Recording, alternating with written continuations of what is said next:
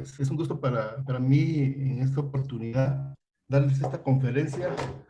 Empezar con que los traumas cerrados de abdomen son de multicausalidad traumática por accidentes de vehículos de motorizados, vehículos de 4 ruedas y vehículos del transporte público y bicicletas. Cuando todo esto empezó y se empezó a hablar de trauma cerrado de abdomen, empezó con la llegada de estos pacientes a las emergencias en una forma consciente, semi-inconsciente o inconsciente. Y con la introducción del peritoneal, el cual sirvió para establecer si en realidad existía patología o no dentro de la cavidad del abdomen, básicamente en cuanto a estructura de víscera dura que generara hemorragia o estructura vascular que en su momento generara la presencia de líquido hemorrágico, y al entrar el líquido, claro, el lavado peritoneal, pues obviamente sería con un tinte sanguinolento. Conforme los avances tecnológicos fueron progresando y conforme también la cantidad de tránsito vehicular ha ido progresando en todas las urbes del mundo, no solo de Latinoamérica, sino del mundo, el trauma cerrado de abdomen ha tenido un incremento acentuado en las emergencias, y esto ha obligado a que haya recursos adicionales para el manejo y el diagnóstico precoz del paciente con trauma cerrado de abdomen. Junto con esto, con el surgimiento del ultrasonido, cuando surgió el ultrasonido en sus primeras fases, pues se empezó a utilizar. Los equipos no tenían la misma resolución que tienen ahora, hasta que poco a poco hemos ido progresando y hemos ido llegando a ultrasonidos con transductores de banda ancha que nos dan un mejor grado de resolución y que a la vez nos permiten tener una mejor calidad de imagen.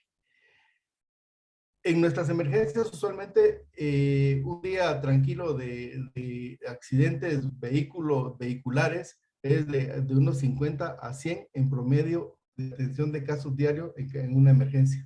Eso quiere decir que de esos 50 a 100 pacientes, es muy probable que el 90 al 75% de pacientes requieran de un ultrasonido de abdomen, ya sea FAST o EcoFast, para poder demostrar que no existe ninguna patología. Han surgido distintos protocolos, todos basados en una técnica similar o en variaciones de técnica, pero siempre circunscritas en las mismas áreas de estudio, y a eso es a lo que nos vamos a enfocar hoy. Pero es muy importante tener presente también que es necesario conocer la historia. Cuando nosotros hablamos de este tipo de exámenes y este tipo de traumas, nos olvidamos muchas veces del personal paramédico que nos asiste, y ese personal paramédico a veces es el que da la atención inicial en un vehículo, a tener comunicación directa con el hospital, a la emergencia donde se le va a tratar. Y entonces esta plática también va como un reconocimiento al trabajo que hacen ellos en nuestro país y en los otros países donde existen distintos niveles de personal paramédico para la atención. En nuestro país tenemos personal paramédico que se les conoce como bomberos voluntarios, como bomberos municipales y como bomberos municipales departamentales. Tenemos los elementos de la Cruz Roja y tenemos la policía de tránsito de carretera, que es otro elemento fundamental para la atención de esto. Adentrándonos en la plática, entonces sabemos que el manejo inicial de los pacientes politraumatizados es uno de los mayores desafíos de la práctica clínica, ya que se requiere tomar decisiones muy rápidas basadas principalmente en criterios clínicos. Los exámenes de apoyo requieren de varios minutos, movilizar al paciente o enviar muestras al laboratorio. Se hizo cada vez más necesario disponer de exámenes rápidos realizados en la cama del paciente. Por ello se fueron implementando salas de reanimación con equipos de rayos X portátiles y la posibilidad de realizar procedimientos invasivos para identificar focos de sangrado, como el lavado peritoneal diagnóstico. Durante los últimos 30 años, la ecografía de urgencia se ha validado y masificado, ya que en estos minutos críticos permite evaluar en forma rápida y no invasiva al paciente y evidenciar o descartar focos de sangrado y algunas lesiones de sangrado. Este tipo de accidentes nos lleva a que nosotros mantengamos nuestras emergencias con ese volumen de atención que decíamos. Desde que los cursos realizados por los avances de trauma, de soporte en la vida traumática, establecieron, cuando se hicieron estos estudios, a través de esos estudios, se logró establecer la sistematización y la ordenación de la atención de los pacientes politraumatizados, y se confirmó que la principal causa de muerte prevenible de este tipo, principal causa de muerte prevenible, esto es muy importante, en este tipo de pacientes es el trauma abdominal con sangrado no detectado. Con el objeto de identificar un sangrado abdominal oculto, el lavado peritoneal diagnóstico se transformó en una herramienta ampliamente utilizada y se transformó en el gol estándar de la evaluación abdominal de pacientes politraumatizados. Este método presenta una excelente sensibilidad, tanto en ocasiones se operan pacientes con hemorragias poco significativas. Ese es el único problema. Los primeros reportes del uso de la ecografía en el contexto de paciente politraumatizado se originaron en Europa y se enfocaron en evaluar pacientes con trauma abdominal cerrado, buscando lesiones que en las horas siguientes pudieran complicarse y que por ello requerían una observación estricta. Su objetivo principal fue detectar hematomas subcapsulares esplénicos que fueran susceptibles de crecer y romperse en un segundo tiempo o confirmar de una vez la ruptura específica de estas estructuras. En los años posteriores, la posibilidad de contar con equipos móviles permitió ir evaluando a algunos pacientes directamente en los servicios de urgencia. En 1984, Tailin publicó uno de los trabajos clásicos en el uso de la ecografía en urgencia, ya que fue el primero que comparó la ecografía con el lavado peritoneal diagnóstico. Para ello, le realizó ecografía a un grupo de 435 pacientes. Les realizó la ecografía y luego lavado peritoneal y siguió su evolución encontrando una sensibilidad de 93% para el lavado peritoneal y de 86% para la ecografía, con una especificidad similar de 89 a 92%. No son datos muy significativos de diferencia, pero que en el manejo de un paciente, un procedimiento es invasivo y el otro no es invasivo y que nos puede ayudar a tomar las conductas adecuadas del caso. Al término de la ecografía FAST, fue acuñado por Grace Rothschild y colaboradores en 1995. Este término no existía antes, hasta 1975 fue acuñado. Ha sido usado para referirse a distintas formas de usar la ecografía para evaluar pacientes con trauma abdominal, pero su concepto general se refiere a una ecografía abdominal de urgencia orientada a la detección de líquido libre en el abdomen. En 1997, en un curso hecho específicamente para esto, se incluyó la ecografía FAST como método alternativo al lavado peritoneal diagnóstico en la evaluación de pacientes con trauma abdominal cerrado. Vean cómo quedó este bus destruido en uno de nuestros accidentes de tránsito nuestro. Otra atención en otro paciente. Bueno, los equipos necesarios para realizar una ecografía FAST son el ecógrafo básico con un transductor convexo para ecografía abdominal con frecuencias que oscilen entre 2.5 a 6 MHz, un sistema de registro de la imagen, ya sea en papel o digital, o ya sea imagen que pueda ser útil en el seguimiento del paciente o desde el punto de vista médico-legal. Pero el punto fundamental es contar con un personal entrenado para realizar el examen. Se sabe que la ecografía es un examen operador dependiente y por ello han existido distintas opiniones sobre qué médicos deben realizar el examen y cuál es el entrenamiento mínimo que se requiere para lograr resultados adecuados. La técnica de la ecografía FAST incluye la exploración de 4 zonas del abdomen en busca del líquido libre: el cuadrante superior del derecho, el epigastrio, el cuadrante superior izquierdo y la pelvis.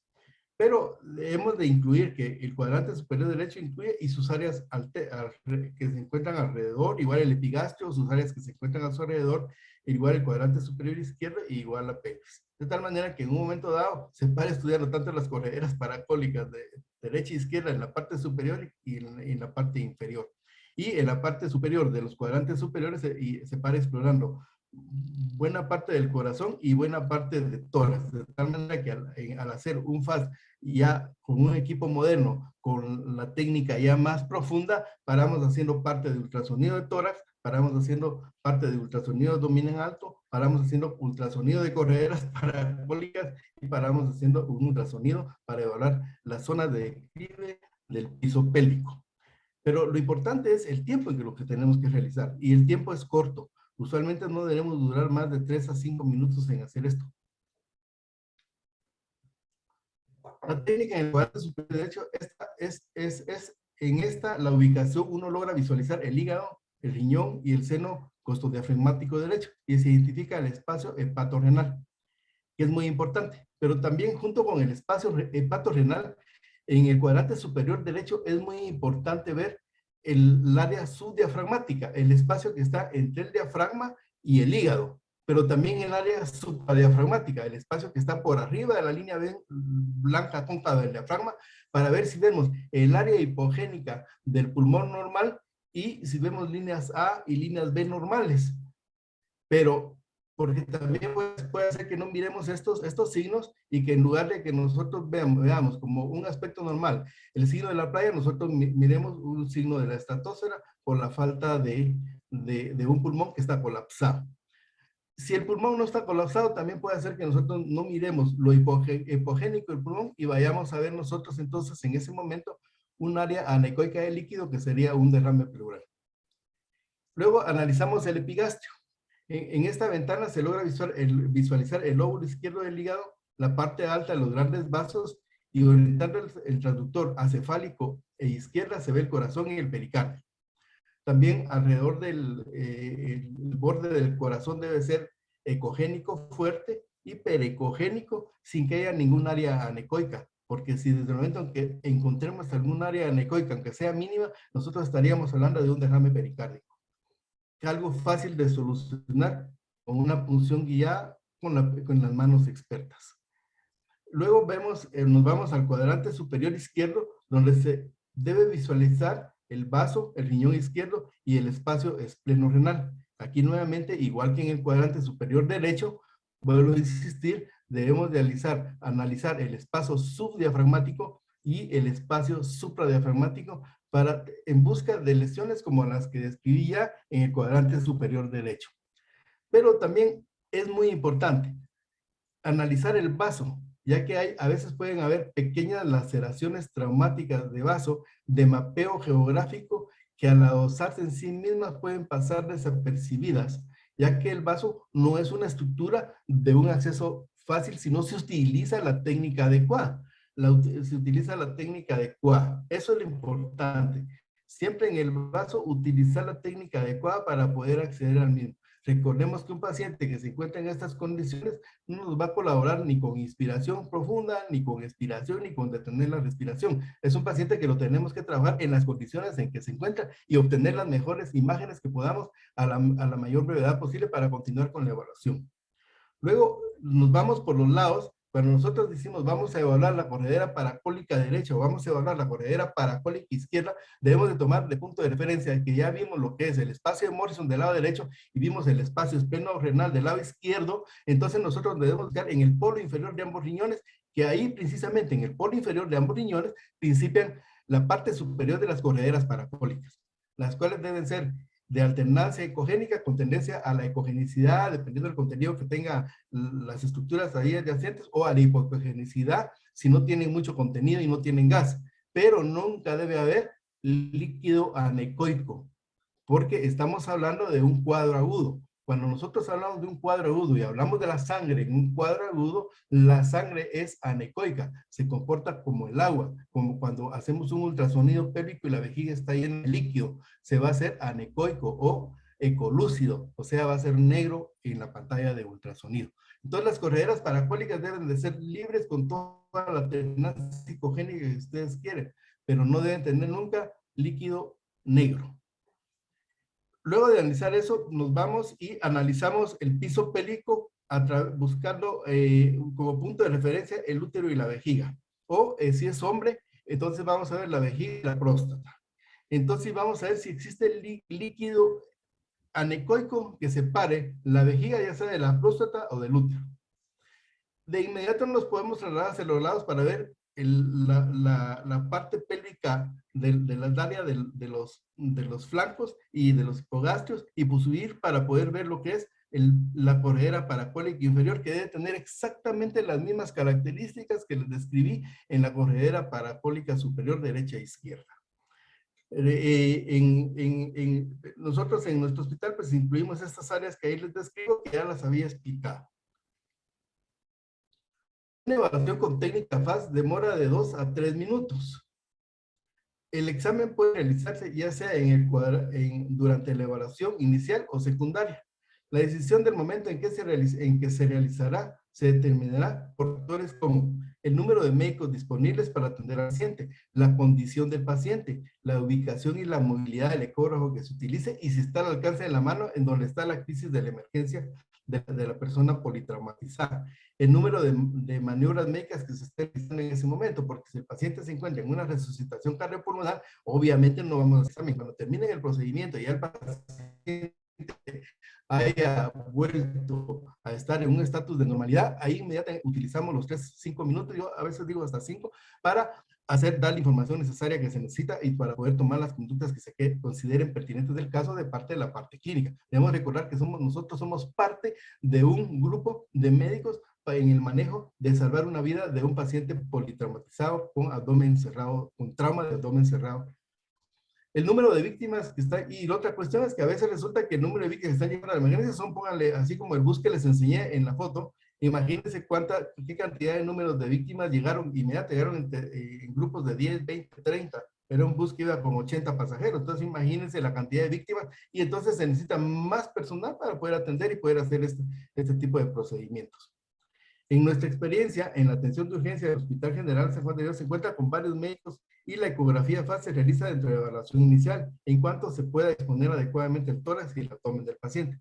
Debe recordarse que en un paciente en decúbito dorsal, las zonas más de declive de la cavidad abdominal son el espacio de Morrison, la cavidad pelviana, el espacio espleno-renal, ¿verdad? Como un recuerdo anatómico que siempre se debe tener presente cuando se hace esto. Si uno no tiene oportunidad de hacer la evaluación, como ya le escribí, miren los espacios espleno hepático, espleno renal y el piso del área pélvica como una evaluación inicial introductoria para poder continuar posteriormente con el examen. Pero ya con esto ustedes van a brindar una gran información, porque si encuentran una separación por líquido anecoico o negro entre el vaso y el riñón, o entre el hígado y el riñón, obvio que esto no es normal. Independientemente que el paciente lo esté tratando en estabilización, en colocación de vías para darle sostenibilidad a su vida, ya nosotros ya dimos una información que es muy importante, que a los clínicos encargados del manejo del abdomen traumático les va a tomar una decisión más pronta para acceder a la conducta siguiente. Estas, aquí en nuestro medio y en muchas de las capitales del mundo es por las personas de las motos y los que en las calles van así. Estas son imágenes muy comunes.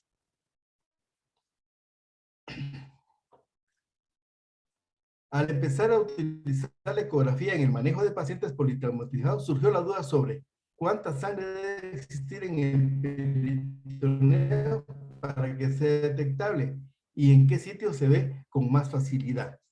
Para poder responder a estas preguntas, el investigador Braine y colaboradores realizaron múltiples ecografías, visualizando en forma continua el espacio hepatorenal, a veces angulándolos en 7 grados, a veces los angulaban en 5 grados de inclinación, mientras se realizaba el lavado peritoneal.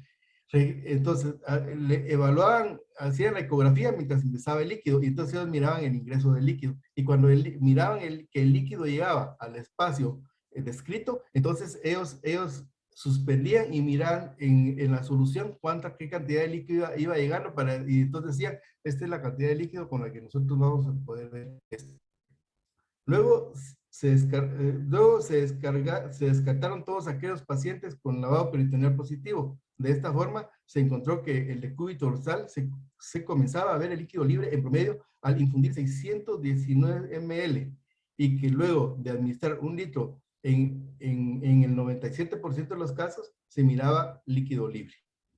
Esto era algo contradictorio también, porque alguien que tiene un trauma muy grande o muy pequeño de una víscera hueca, no,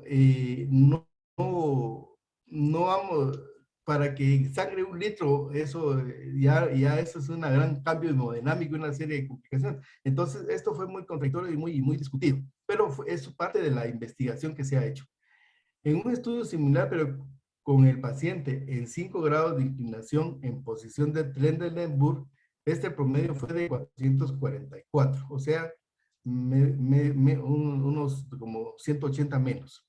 Debe hacerse que el catéter de lavado peritoneal se introduce hacia la pelvis, y eso hace también de que lo que podría explicar por qué en un estudio similar, aunque son muy pocos pacientes, mantener el transductor en la pelvis fue capaz de detectarse el líquido al infundir solo 100 ml. Entonces, es muy importante que tengamos presente que con la tecnología moderna, con los transductores de banda ancha, con la resolución de que nos dan ahora los píxeles en los equipos de ultrasonido nuevos, nosotros podemos detectar cantidades de líquido libre en la cavidad abdominal que van desde los 5, los 10, los 20, los 30 cc, pero ya podemos detectar cantidades mínimas y que van a ayudar a darle un seguimiento. Si nosotros encontramos un paciente con 10 cc de líquido libre en la corredera paracólica y luego le hacemos otro y resulta que de los 10 ya no tiene 10, sino tiene 100, es obvio que es una hemorragia activa y ese paciente va a requerir un procedimiento quirúrgico de inmediato.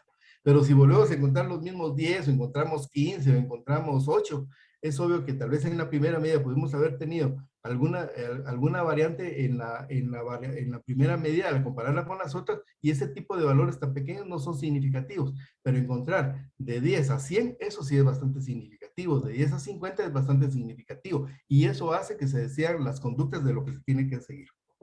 Estudios más confiables con un número mayor de pacientes utilizando las 4 vistas del FAST han demostrado que se pueden detectar volúmenes cercanos a los 250.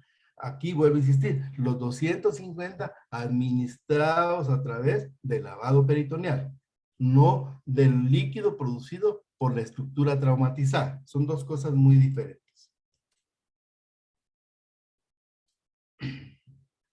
Aquí vemos otro accidente, un niño ahí. Bueno, a pesar que la ecografía FAST es una excelente herramienta, su utilidad puede verse limitada en algunas condiciones. Y esto es muy importante tenerlo en cuenta. Muchas veces con lo que yo ya he presentado y alguien que ya tiene experiencia en hacer este tipo de exámenes o en hacer ultrasonidos, dice, ay Dios, esto lo vamos a hacer fácil. Si no ha estado en emergencias, esto lo vamos a hacer fácil. Esto, ay Dios, solo vamos a poder hacer. Pero hay condiciones. Primero, la constitución anatómica de los pacientes que no se menciona aquí. Hay pacientes que tienen una constitución física anatómica que son difíciles de abordar hasta para hacer un ultrasonido convencional, no digamos para hacer un ultrasonido de esta naturaleza. Luego están las principales dificultades que se ven con mayor frecuencia es el enfisema cutáneo, el paciente que colapsó parcialmente un pulmón o que tiene un enfisema alveolar o un enfisema mediastinal, pero este transudó a subcutáneo y luego selló y expandió su pulmón, va a tener el enfisema subcutáneo y el enfisema subcutáneo pues nos va a dar dificultad porque el aire no va a permitir una ventana acústica adecuada. Las quemaduras abdominales, pues si el paciente está quemado, nosotros con el transductor hasta le podemos contaminar y si el paciente está consciente no lo va a tolerar. Entonces ahí ya es de usar técnicas diferentes como bolsas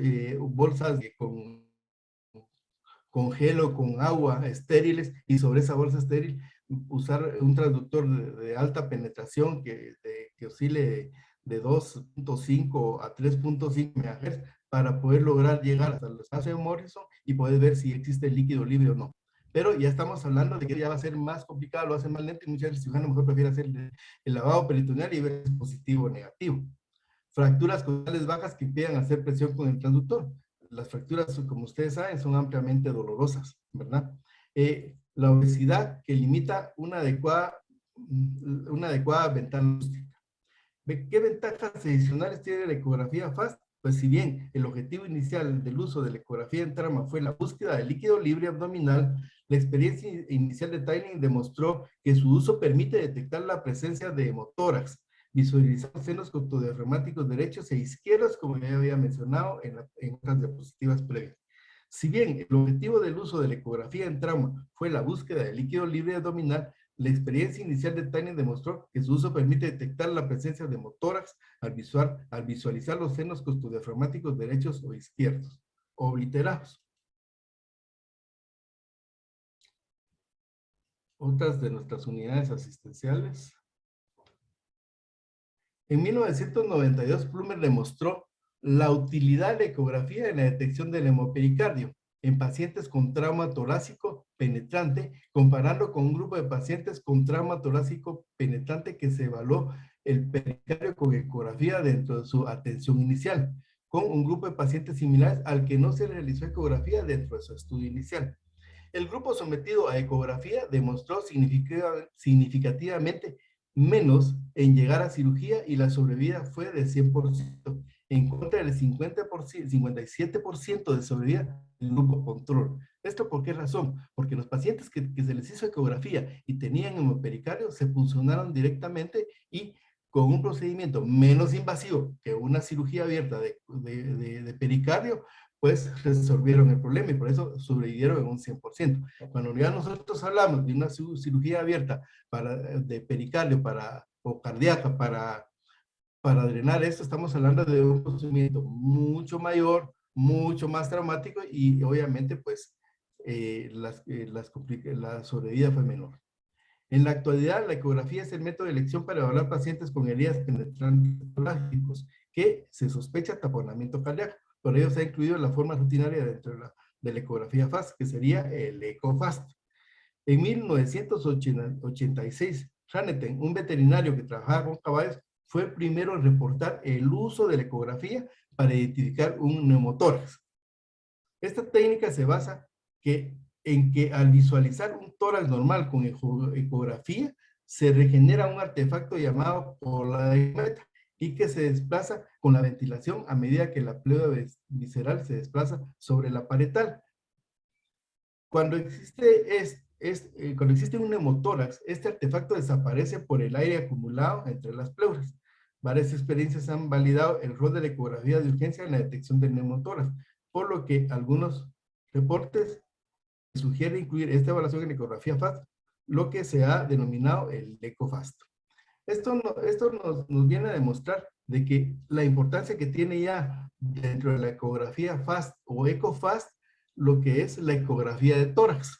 De hecho, cuando la ecografía de tórax agarra más auge y ya esta adquiera una gran confianza primero en los operadores certeros en hacerla y segundo, genere esa confianza en los clínicos que la soliciten, nos va a llevar que tanto el área que le corresponde a la radiografía de tórax en el FAST como la radiografía de tórax como tal va a tener un auge tal que probablemente las radiografías de rayos X de tórax que actualmente hacemos vayan a ser menores. Pero tenemos que ganar esa confianza en el médico clínico. Brooke estudió con radiografía de tórax, ecografía y tomografía computarizada 388 campos pulmonares en 169 pacientes. La tomografía demostró 9 grados. La radiografía de tórax detectó solo 7 casos, que es el 16%. Fíjense la radiografía. La ecografía detectó 23 casos, que es el 53%.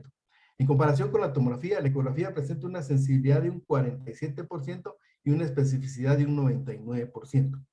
Se debe hacer notar que la ecografía detectó todos los casos moderados y que ninguno de los 20 casos que no detectó requirió pleurotomía durante la evolución. Por la conocida utilidad de la ecografía en control y seguimiento del embarazo y por la limitación del uso de pacientes que usan rayos X en embarazadas, la ecografía es el método de elección en la evaluación de pacientes embarazadas que son víctimas de accidentes o violencia, tanto para la detección de líquido libre como en determinar el estado de la unidad o el hijo feto o el feto placenta. En nuestra experiencia, datos no publicados en el Hospital General de San Juan de Dios, de 15 pacientes embarazadas con trauma abdominal o politraumatismo, no se detectaron casos con líquido libre, pero sí se demostró un caso de mortalidad fetal por desprendimiento placentario masivo. El examen físico abdominal en pacientes pediátricos politraumatizados es difícil y poco confiable, por lo que se requiere de exámenes de imagen. A diferencia de lo demostrado en adultos, se ha obtenido algunos resultados dispares con algunos trabajos que demuestran las sensibilidades menores al 35%. Sin embargo, la mayoría de las investigaciones realizadas han obtenido sensibilidades del 81 al 97%.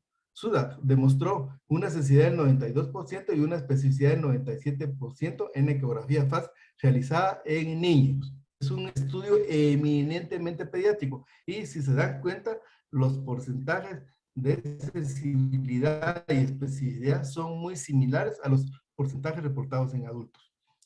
El uso del EcoFast asociado al triage tradicional ha demostrado ser útil en definir la forma rápida de la conducta en caso de catástrofe, como la que se ha demostrado en múltiples terremotos que menciona, ¿verdad? Y como inclusive lo que se demostró reciente en la catástrofe más reciente que han existido, en donde y hay reportes de la gran utilidad que tuvo el ultrasonido EcoFast, pero estos todavía no han sido publicados y solo hay reportes preliminares que en realidad no se pueden utilizar como referencias, pero sí demuestran su gran utilidad.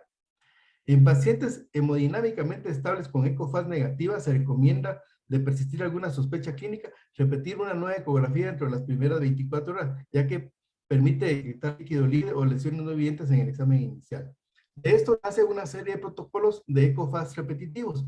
En el caso nuestro, en nuestro hospital, los médicos de emergencia, cuando hay un paciente traumatizado, le hacen su primera FAST es positivo, se decide la conducta quirúrgica o de expectativa. Pero si es negativa, en total le hacen como de 5 a 7 EcoFast para que están seguros de que es completamente negativo. Estos son nuestros policías de carreteras que nos auxilian en los accidentes y que ayudan a regular el tránsito de los accidentes y que también nos ponen las multitas. Bueno, continuando. El flujograma de manejo del paciente abdominal de trauma de abdomen cerrado en pacientes politraumatizados hemodinámicamente inestables. Entonces tenemos que nosotros realizamos una ecografía. Esa ecografía, las áreas descritas o puede ser negativa. Si es positiva, en automático pasa a una laparatomía. La laparatomía puede ser un tratamiento definitivo o puede ser un tratamiento para control de daños para hacerlo después. Otro procedimiento que sea de una vez el tratamiento definitivo. Cuando la ecografía FAST es negativa, se debe descartar otras causas de shock para continuar la reanimación. Y se debe repetir un eco y un lavado peritoneal las veces que clínicamente se considere pertinente para poder salvar la vida del paciente y poder establecer que no hay complicaciones de sangrados de goteo lento y que después en un momento dado pueden ser progresivos y ponernos en mal al paciente, inclusive que ya pierda tanto líquido y la estabilidad hemodinámica se pierda y ya no sea capaz de poder responder a una resucitación cardiopulmonar. Recomendable que todos los presentes y les recomendamos a los que manejen cuidado, este carro quedó impactado en un árbol partido a la mitad. Pueden ustedes creer, ahí no sobrevivió nadie, ¿verdad? Y los que sobrevivían ya en un estado tal que a veces ni da chance de poder hacerles el EcoFast. Entonces, ya entrando a lo que es el ultrasonido en sí, dejando la historia, la técnica, nosotros hablamos de que tenemos las áreas de exploración. Entonces vamos a tener el área de exploración del cuadrante superior derecho, donde le vamos a poner énfasis al espacio de Morrison, a las áreas supradiafragmáticas con evaluación de pulmón y a la parte superior de la corredera paracólica. El espacio subsifoideo, donde le vamos a poner a parte pulmonar, parte diafragmática, al lóbulo izquierdo del hígado. A veces el trauma es en el lóbulo izquierdo del hígado que se desgarra y da una pequeña hemorragia que discurre hacia la parte posterior, y área cardíaca para demostrar una cardíaca con una imagen de 4 cámaras, de 2 cámaras, que exploren, ver, y si tienen dudas, pues suban y exploren en el espacio intercostal correspondiente, el tercero o el cuarto, para ver que en realidad el pericardio esté intacto y que el miocardio esté intacto y que no existe un derrame pericárdico hemorrágico. Luego, en el lado izquierdo, como habíamos mencionado, esta es una recapitulación de lo que ya vimos. Vamos a analizar el vaso, tratamos de analizarlo con la técnica adecuada, de tal manera que podamos ver las áreas supra y subdiafragmáticas, el espacio espleno-renal, la integridad del vaso y la integridad de los riñones. Eso es muy importante, tanto en el cuadrante superior derecho como en el cuadrante superior izquierdo. Y en todo, ver siempre la integridad de las estructuras principales involucradas. Luego nos vamos al espacio que lo conocen como fondo de saco de Douglas o el piso pélvico, en donde vamos a usar como puntos de referencia la vejiga, la próstata, en el caso de un hombre, la vejiga, el útero en el caso de una mujer. De ahí nos desplazamos hacia los lados, vemos las partes laterales del piso pélvico y ascendemos para ver parte de la corredera paracólica inferior.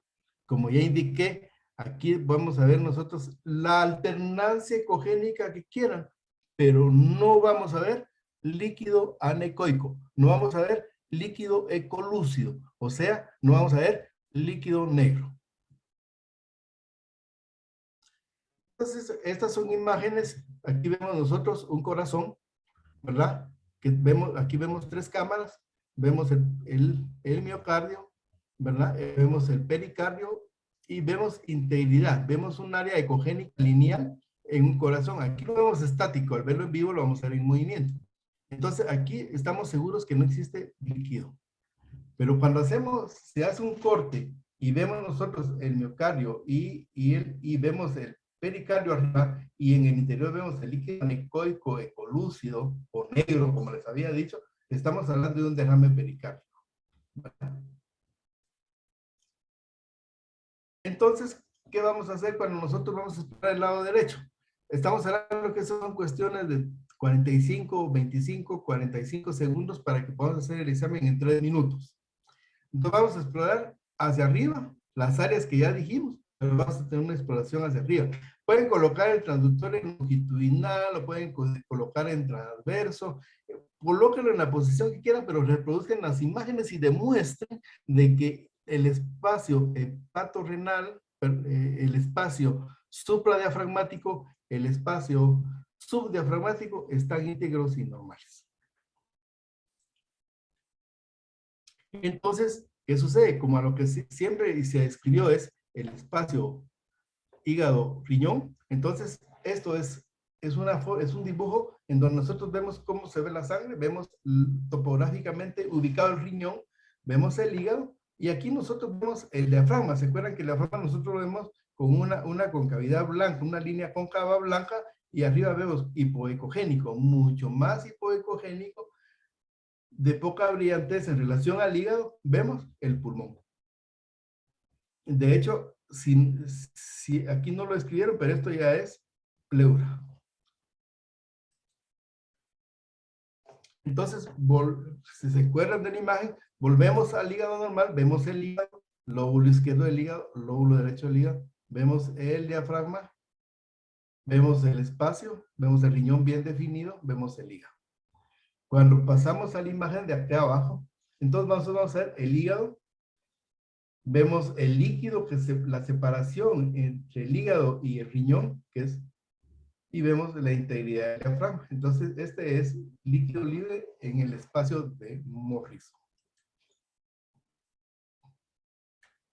Luego vemos otra imagen similar, la imagen del hígado normal, riñón derecho normal, el espacio en Morrison normal, el diafragma normal, y vemos acá cómo vemos un hígado, vemos el diafragma, la línea del diafragma, la línea blanca cóncava, vemos el líquido negro supradiafragmática y vemos cómo aquí vemos parte del pulmón desplazada hacia arriba por el líquido.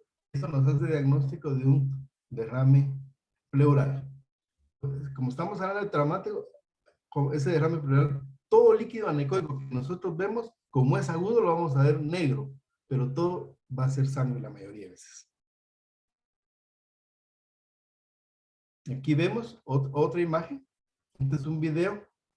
Ustedes van a ver cómo se ve ahí en el rastreo el líquido anecoico. Ven el hígado, ven el diafragma. Y y es una imagen que ustedes van a ver periódicamente, repetitivamente, y que deben de mantenerla en la mente, porque esto no es normal.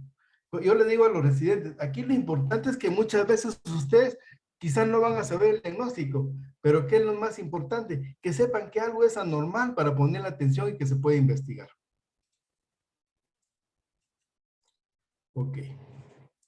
Aquí vemos otro video en donde vemos la estructura. Entonces vemos que hay hemorragia. Vemos el riñón, vemos el hígado.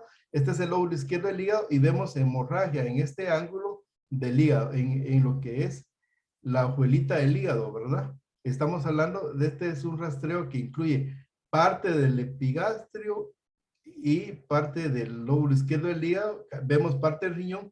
¿Y por qué lo vemos? Porque tenemos una ventana acústica por la sangre que se ha acumulado en esa parte.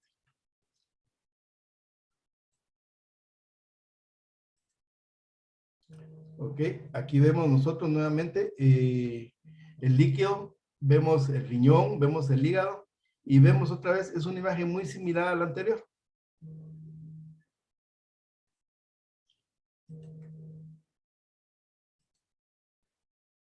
Aquí vemos otro paciente, vemos líquido cómo discurre en el espacio de Morrison, pero ¿qué más vemos? Vemos el líquido que discurre en el espacio de Morrison, vemos líquido por arriba del hígado, pero vemos una laceración del lóbulo izquierdo del hígado. Esta línea negrita que sale aquí es una laceración del lóbulo izquierdo del hígado. Por eso es que en el rastreo nosotros tenemos que estar con mucha experiencia de ver imágenes para poder detectar ese tipo de lesiones, porque si no, no detectamos la laceración hepática y no damos esa información, solo decimos que hay líquido libre.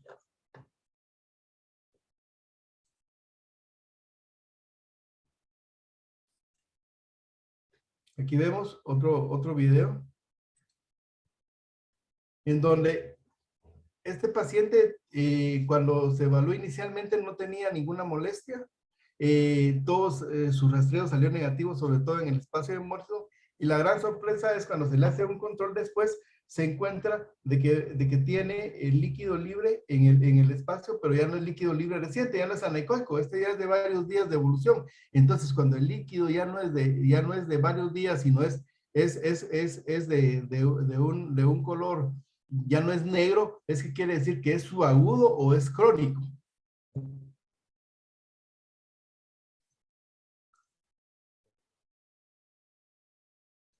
Ok, ahora vamos a evaluar lo que es el área del cuadrante superior izquierdo. Y ustedes aquí nuevamente ven las formas de orientación.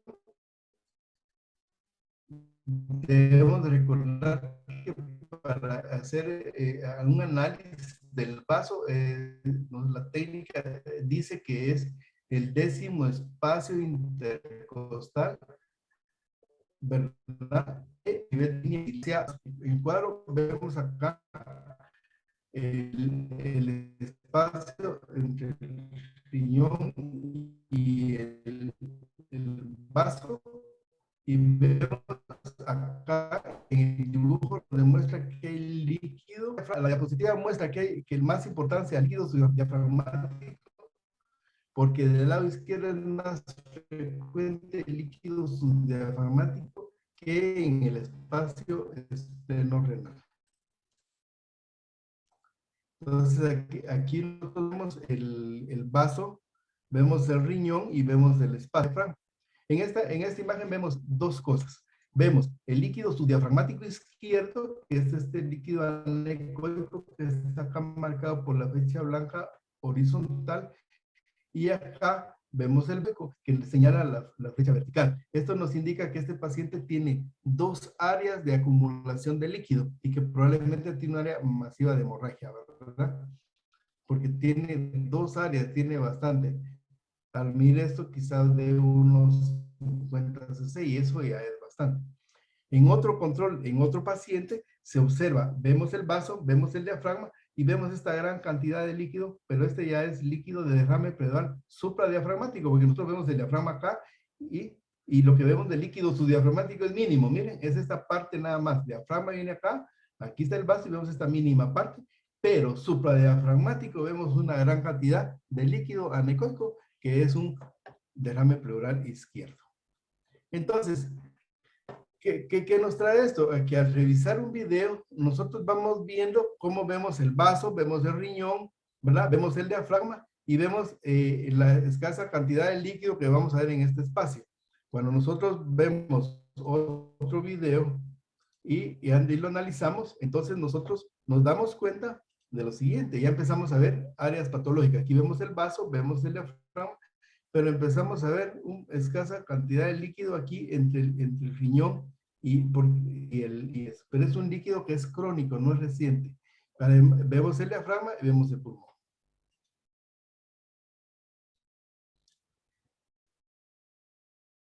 Cuando nosotros vamos a estudiar el área suprapúbica, ya lo había mencionado, vamos a encontrar el líquido en lo que es entre el útero y el colon, y va a poder tener participación en la vejiga, y en el varón va a ser entre la vejiga y el colon o la próstata y la vejiga, dependiendo de la ubicación.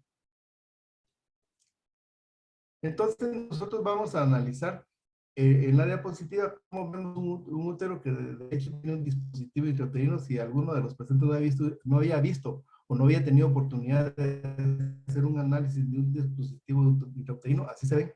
Entonces nosotros vemos cómo el útero en su forma periforme se desliza, vemos la vejiga, vemos que no hay separación entre el útero y la vejiga, vemos la línea naranja tanto de la pared de la vejiga como de la pared del útero, su pequeña línea anecoica ahí. Vemos el cervix y vemos el fondo de saco de Douglas, lo vemos libre.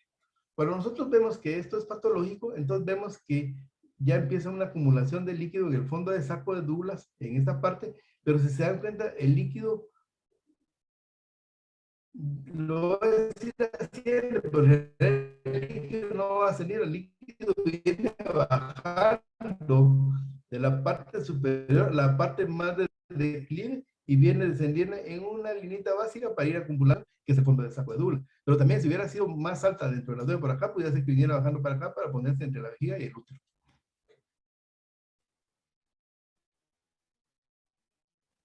Aquí vemos nosotros otra imagen en donde vemos el útero, vemos la vejiga, pero empezamos a ver la acumulación de cierta cantidad de líquido en esta parte y viene escurriendo de la parte de atrás para acá. Entonces, esta es la vejiga, esta es la parte de líquido, que también hay en la parte superior. Por eso es que nosotros cuando hacemos los exámenes convencionales tenemos que aprender la anatomía de las estructuras que estudiamos para que cuando nosotros hacemos un examen de estos que es de extremada urgencia y de extremada velocidad, podamos reconocer cuando la anatomía está variada por acumulación de secreciones de origen reciente, de origen subagudo, de origen subcrónico. En este caso son acumulaciones de origen subagudo, ya no son agudas.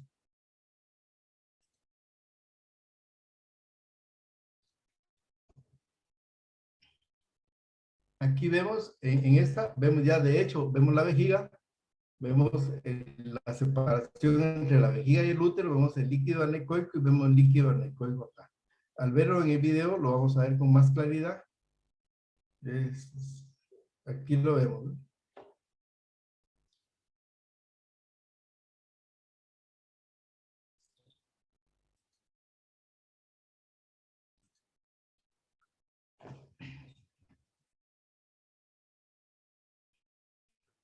Cuando hablamos de la vejiga, también podemos ver el líquido debajo de la vejiga. Vemos aquí la vejiga, que es como contener orina, es bastante anecoica.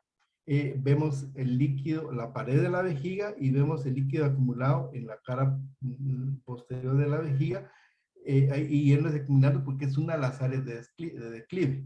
Entonces, al verlo en video, lo vemos así.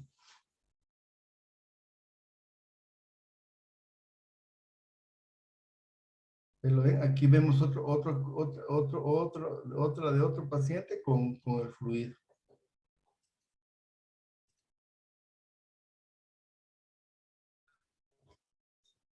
Entonces, vemos también cómo la vejiga y el líquido se pueden acumular entre la próstata y la vejiga.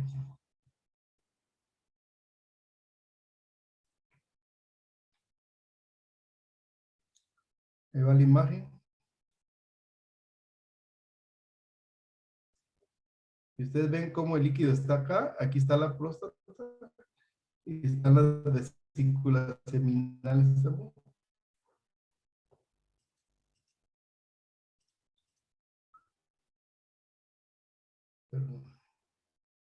Entonces también cuando nosotros hablamos de lesión, hablamos de la ecografía torácica, yo creo que me salté una.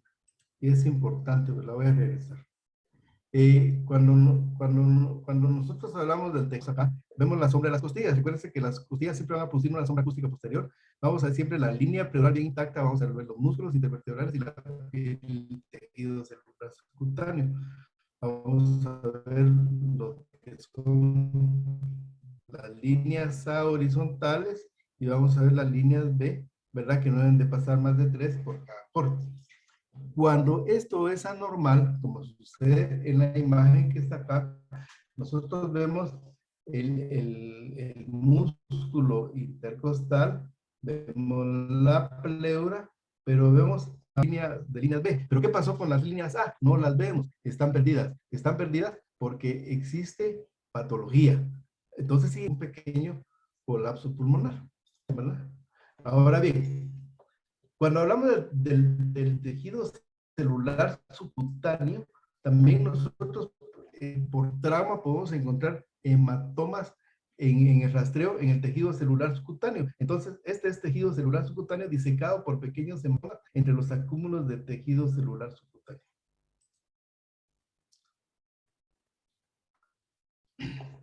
Entonces, cuando hablamos que vamos en la ecografía torácica normal, en el modo BM con signo de la playa, nosotros vamos a ver las líneas interpleural bien definidas y vamos a ver el área hipoecogénica del parénquima pulmonar.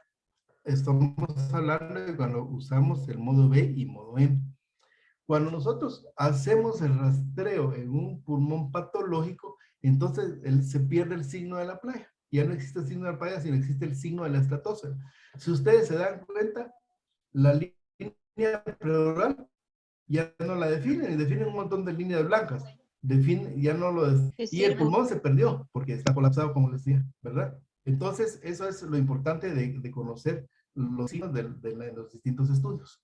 Aquí tenemos otro rastreo en donde se muestra la lesión de la visceradura, el líquido entre el riñón, ¿verdad? Y vemos que hay líquido también subdiafragmático.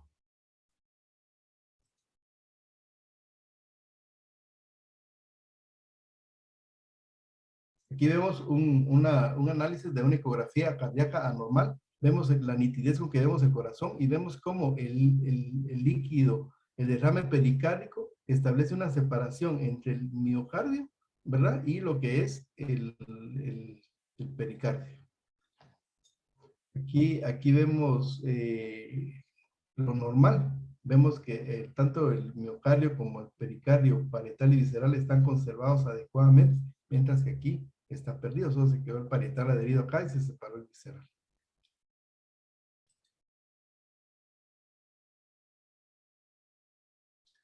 Aquí vemos un hígado con abundante cantidad de líquido en el espacio de Morrison y un riñón conservado. Vemos que este líquido ya está migrando hacia lo que sería lo que es la corredera paracólica superior.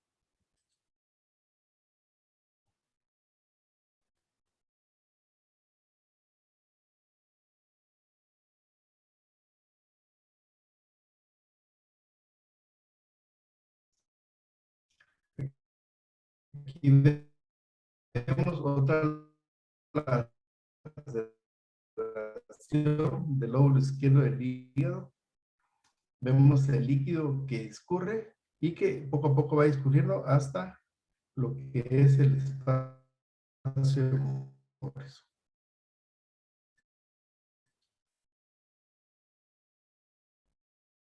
Aquí vemos nosotros cómo en realidad el espacio de Morrison está conservado, el riñón está conservado, y aquí lo que nosotros vamos a ver nada más es un hígado y es con integridad de la cápsula de Grissom. O sea, la cápsula de Grissom estaba íntegra. Entonces, por eso no había manchado el espacio de Morris. Este es de la literatura, es una gran cantidad de derrame pleural basal izquierdo, vemos la integridad del diafragma, vemos el vaso y vemos aquí un pedacito de riñón y este es el vaso en ese mismo paciente. Este es de reporte de literatura. Entonces, en conclusión, decir que el FAS en trama abdominal tiene una sensibilidad de 100%, una especificidad de un 97.72%, un índice de validez de un 97.78%, un valor predictivo positivo de un 52.63% y un valor predictivo negativo de un 100%, o sea, no falla. Estos datos han mejorado un poquito, pero estamos hablando de 2 puntos más, o sea, siguen siendo los estándares altos.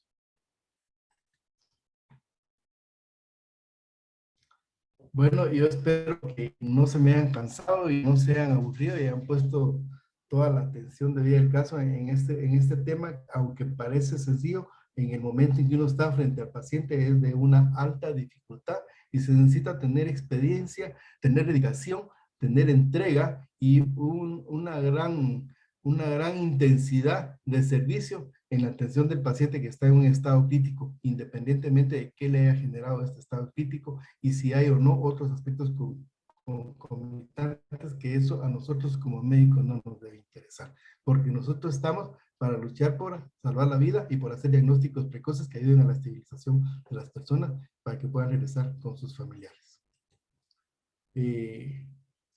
Aquí concluyo con una imagen de la ciudad de Antigua Guatemala, dándoles las gracias por su atención, ¿verdad? Y abierto a preguntas si es que existiesen de las mismas, y si no, pues muy agradecido por la atención que me han prestado.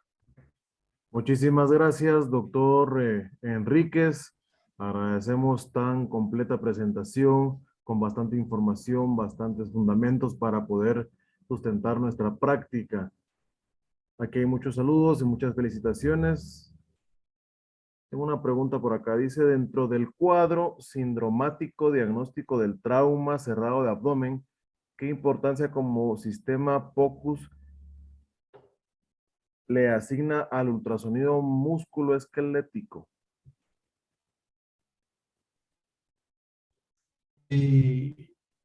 La importancia sigue siendo trascendental en el sentido de que se va a documentar una lesión del músculo. Cuando hablamos de músculo esquelético estaríamos hablando, no sé si a eso se refiere la pregunta, a la pared abdominal posterior, a los músculos intercostales. Entonces, nos sirve porque nos sirve para, primero nos va a decir de que cuando vamos a explorar ahí, ya vamos a tener una dificultad en exploración, porque esto nos va a brindar una ventana acústica adecuada, que sí vamos a contribuir en dar una información adecuada, y si el paciente está, después podemos hacer una revisión del área musculoesquelética con un transductor lineal en una forma más apropiada.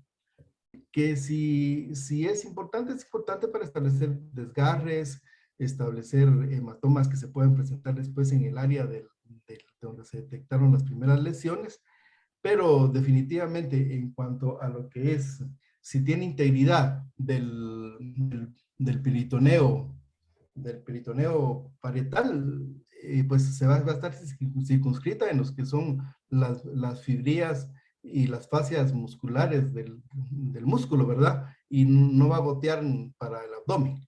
Entonces, pienso que sí es importante desde el punto de vista de detección, pero si hay integridad del peritoneo o de la pleura, si fuera en tórax, pienso que solo está en encontrar el detalle y saber que no se tiene una ventana acústica adecuada para evaluar el área.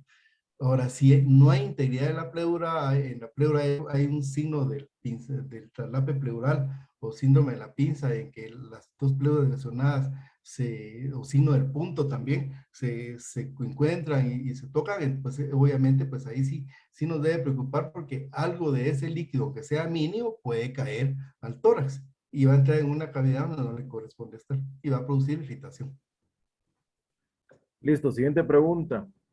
¿Es necesario cuantificar la cantidad de líquido observada, sea en fondo de saco o cuantificar el derrame pleural? Sí, definitivamente, ¿va? Porque sobre todo por la cantidad, es importante. Si es una mínima cantidad, documentela. Si es una gran cantidad, pues documente lo que pueda, ¿verdad? Porque uno jamás va a poder documentar con exactitud. Ah, son 5 cc y de repente eran 8, o de repente eran 3 y uno en el momento de la medida y la velocidad pudo haber habido un error. Pero, ¿qué pasa si a un paciente que usted, como yo me indiqué en una diapositiva, le detectó al principio 5 cc, pero como era muy poquito, decidieron darle el compás de espera, la observación y hacerle, y entra en el protocolo de EcoFast a la hora, y a la hora le encuentra 50 cc? Es obvio que sí, por eso es que se debe de medir, para no ser subjetivos. No, porque si no se mide, entonces viene la subjetividad, ¿va? Entonces le dice, mira cuánto tenía al principio. Ah, una nadita vos. Yo digo que tal vez como unos 5 cc. ¿Y qué va a pasar? Y después tiene un montón. Ah, vos yo creo que aquí subió como a 50 o a 100. Pero esto no somos objetivos. Mientras que al medir la cantidad, somos objetivos, aunque tenga una variante más o menos, somos objetivos en cuanto a decir, esta cantidad tenía cuando yo hice el primero y esta cantidad tiene ahorita. Sí es importante medir, sí se debe medir. Gracias, doctor. Siguiente pregunta. ¿Algunas medidas de cuidado para los equipos utilizados en caso de abundante sangrado? No entendí. ¿Algún tipo de cuidado para ¿Aló? los equipos cuando hay mucho sangrado? Ah, es que de hecho los equipos deben de trabajarse con un protector de transductor, ¿verdad? Y uno debe tener sus guantes puestos en realidad, este tipo de pacientes uno siempre lo ha trabajado con guantes puestos. Estos pacientes, los equipos, el traductor se trabaja con protectores y cuando uno ve que hay hemorragias activas, ese tipo de situaciones, uno lo que hace es que le pone a los equipos estos protector para que no sean salpicados por la sangre. Sí se deben de tener. Si es un paciente que no tiene evidencia de hemorragia activa pues tal vez los cuidados puedan ser un poquito menos, pero siempre deben haber cuidados. Pero en un paciente que está con hemorragia y que está salpicando por todos lados y esto y el otro, allí en ese caso sí se deben de tener los cuidados para el equipo, porque recordemos que el equipo no se debe contaminar y en segundo lugar nos va a seguir sirviendo para otros pacientes que pueden llegar en iguales o peores condiciones. No sé si a Listo. eso se refería la pregunta. Deme un segundito, doctor.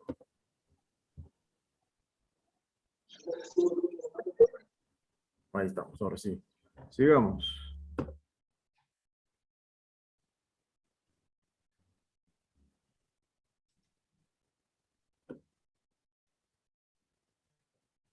¿Recomienda algún punto de corte respecto al volumen de sangrado de líquido abdominal para recomendar una laparotomía? La verdad es que ya los protocolos están establecidos. O sea, cuando yo hago un ultrasonido FAST y y reporto lo que encontré, ya el protocolo, el cirujano, o el cirujano de tórax, el cirujano de abdomen o el cirujano general va a trabajar en base ya a un protocolo establecido.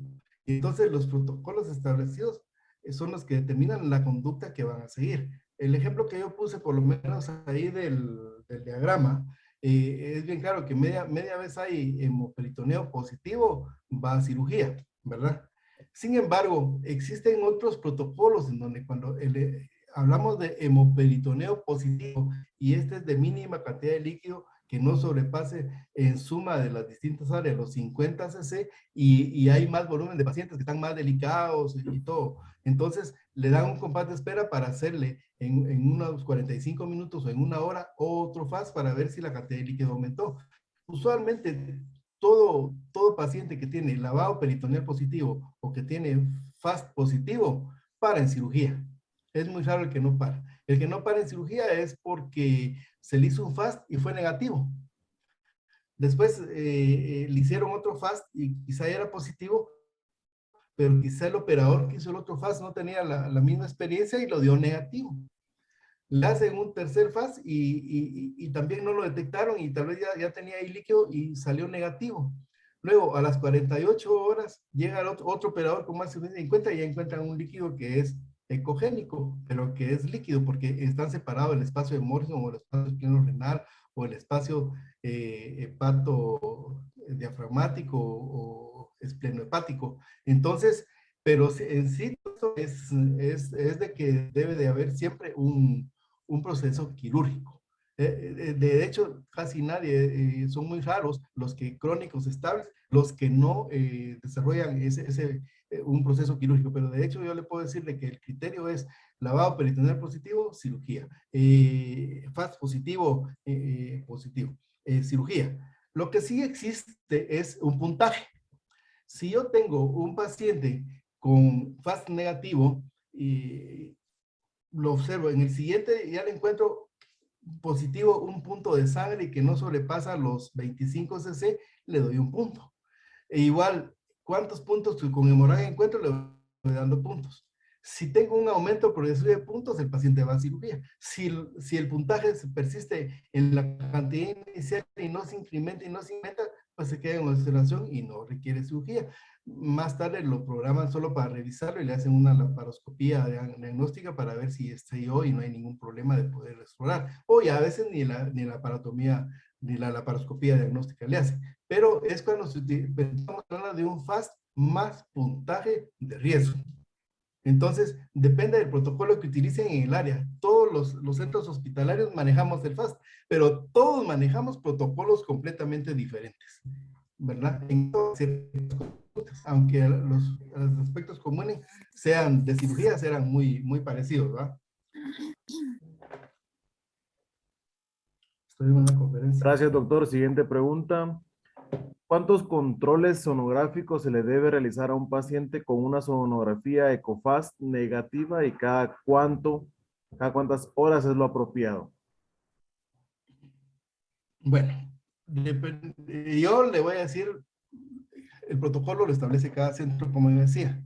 En el caso de nosotros, en nuestro hospital, el paciente llega, se le hace un FAST y es negativo.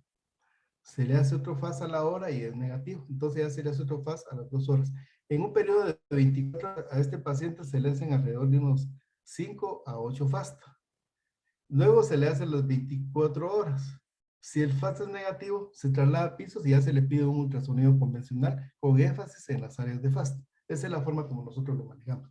Pero existen muchos protocolos. Hay protocolos que dicen cada 2 horas, hay protocolos que cada 6 horas, hay protocolos que dicen que al principio se le debe hacer cada media hora, porque la vida del paciente es muy importante, entonces cada media hora durante unas 4 o 6 horas, ¿verdad? Pero sí, ya son decisiones y se toma en conjunto en la elaboración del protocolo local entre el cirujano de tórax, el cirujano de abdomen y el ecografista que hace el FAST.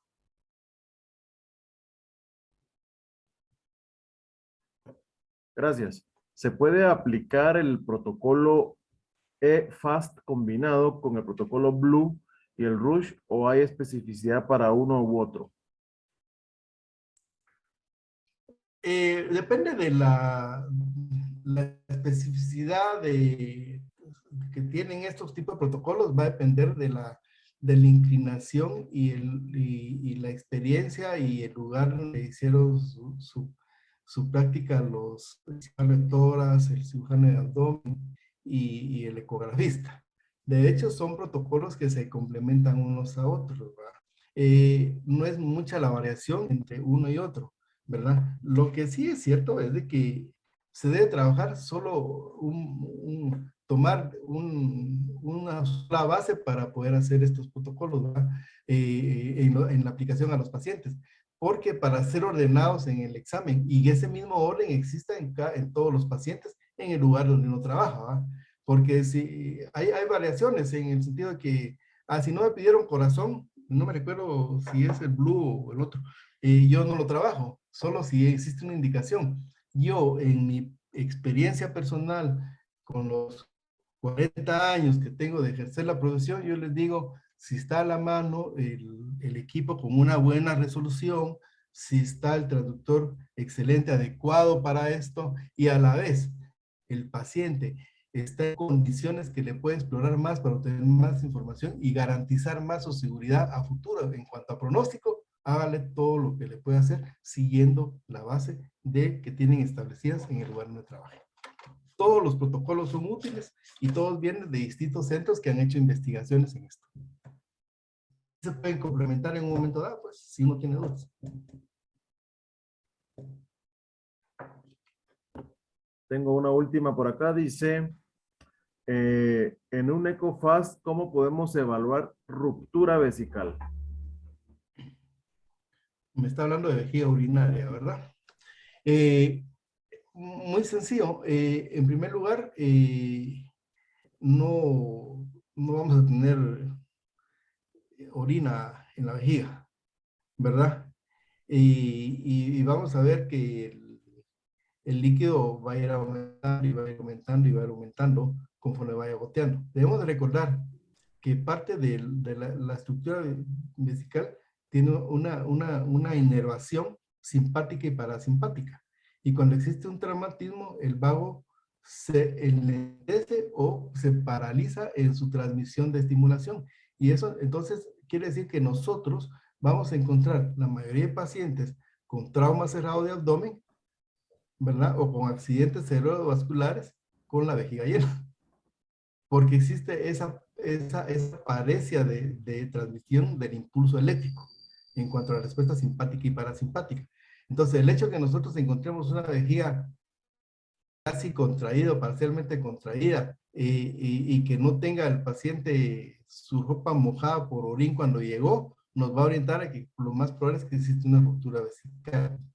Por otro lado, al existir la ruptura vesical quiere decir que no va a existir espacio entre la próstata o el sigmoides y el recto en relación con el líquido acumulado, o sea, no vamos a ver vejiga. Entonces, ese es un parámetro más que nos va a orientar a que hay ruptura vesical. Y si es una mujer, pues nos va a orientar a que no hay, en no encontrar el líquido en la parte del útero y no ver vejiga. Lo más importante es no ver vejiga o no ver vejiga completa, ¿verdad? Listo. Muchas gracias. Voy a ver si encuentro alguna otra pregunta en el chat. ¿A partir de cuánta cantidad de líquido libre en cavidad se comienza a visualizar ese líquido por eco?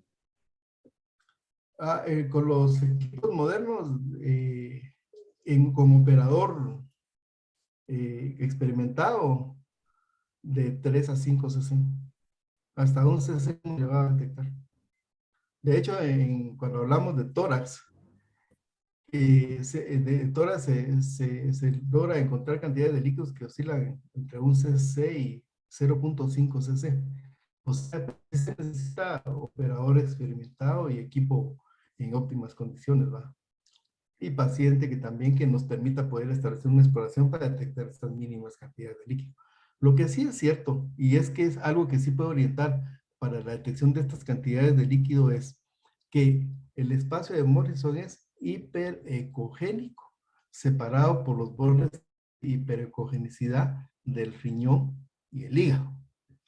Cuando esa hiperecogenicidad se pierde en su integridad y su nitidez, algo anormal está pasando ahí y hay que tratar de buscar, de encontrar lo anecoico del líquido.